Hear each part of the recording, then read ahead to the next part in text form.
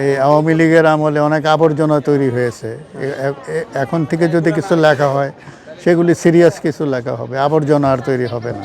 বই মেলাতে আসার কারণ হচ্ছে ওদেরই আগ্রহ থেকে আসা আর কি।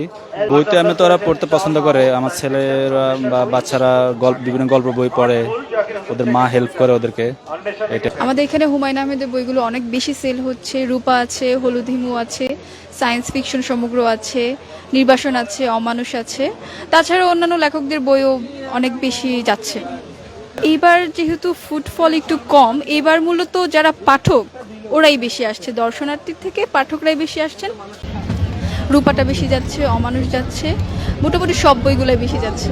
আগের মতো না, আগের মতো তো হবেই না, কারণ রোজা রেখে এখন আসতে পারে না মানুষ। হ্যাঁ, এবারকার বইমেলার পরিবেশটা আসলে অনেক ভালো। আগে থেকে এবারকার বইমেলার পরিবেশ ভালো লেগেছে। মেয়েদের জন্য তো এটা অনেক পজিটিভ একটা দিক, কারণ মেয়েরা হচ্ছে এরকম সুন্দর ঘুরবে, মুক্ত পরিবেশে ঘুরবে, আর হচ্ছে খুব বেশি ইজি গোয়িং থাকবে সব কিছু। এটা তো অবশ্যই আমরা এই ধরনের একটা বইমেলা এক্সপেক্ট করি, সবসময় সেটাই চেয়েছিলাম। বিগত 2-3 বছরে এই জিনিসটা আমরা পাই নাই।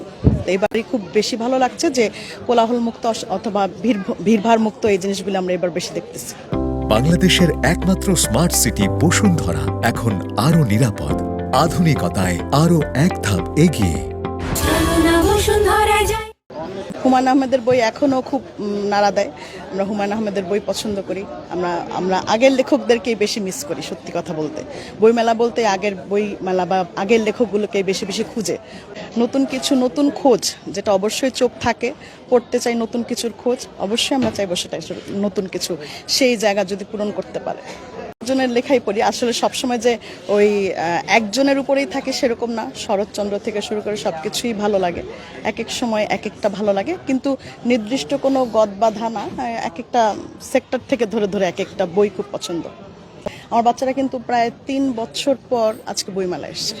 তো আমি নিয়ে এসেছি যে তোমরা তোমাদের মতন কিছু খোঁজো, কারণ এদিক সেদিক শপিংয়ে, যার কারণে ঈদ যেহেতু, ঈদের জন্য শপিংয়ে সবাই যায়, কিন্তু আমি নিয়ে এসেছি বইমেলাতে। রমজান উপলক্ষে মানুষের আনাগোনা আসলে খুবই কম, বিশেষ করে হচ্ছে মুসলমানরা রোজা থাকার কারণে তারা হচ্ছে সারাদিনের ক্লান্তি, ইফতার কিংবা তারাবি নামাজ এগুলোর কারণে আসলে খুবই কম আসতেছে, যার জন্য বলা যায় যে হচ্ছে ইসলামী বইগুলোতে এবছরের অবস্থা খুবই খারাপ।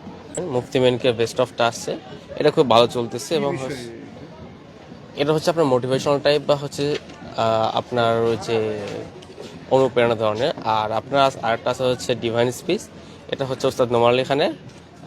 এটা হচ্ছে আপনার কুরআনের হচ্ছে অলংকার বা হচ্ছে শব্দমূল, এই বিষয়গুলোতে আর কি। না, আমার তো বেশ কয়েকটা বই এসছে। এর মধ্যে প্রথমা থেকে এসছে ঢাকায় জিন্না আর আহমদ সফা, আর অনন্যা থেকে এসছে আমাদের 71, বাতিঘর থেকে এসেছে হাসিনা, আর সর্বশেষ অনন্যা থেকে এসছে আমার প্রথম উপন্যাস শেখ মুজিবের লাল ঘোড়া। শেখ মুজিবকে নিয়ে লিখেছেন? ওই উপন্যাসের কেন্দ্রীয় চরিত্র শেখ মুজিব। এই আওয়ামী লীগের আমলে অনেক আবর্জনা তৈরি হয়েছে। এখন থেকে যদি কিছু লেখা হয় সেগুলি সিরিয়াস কিছু লেখা হবে, আবর্জনা আর তৈরি হবে না। এখন আবর্জনা তৈরি হবে নতুন কুশীলবদের নিয়ে।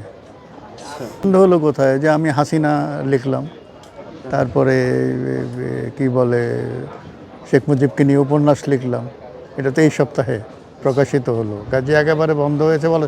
অন্যরাও নিশ্চয়ই লিখছেন যারা সিরিয়াসলি বিষয়টা নিয়ে ভাবেন, তবে ওই যে প্রজেক্টে গছানোর জন্য যে আবর্জনা তৈরি করা, এইটা বন্ধ হয়ে গেছে।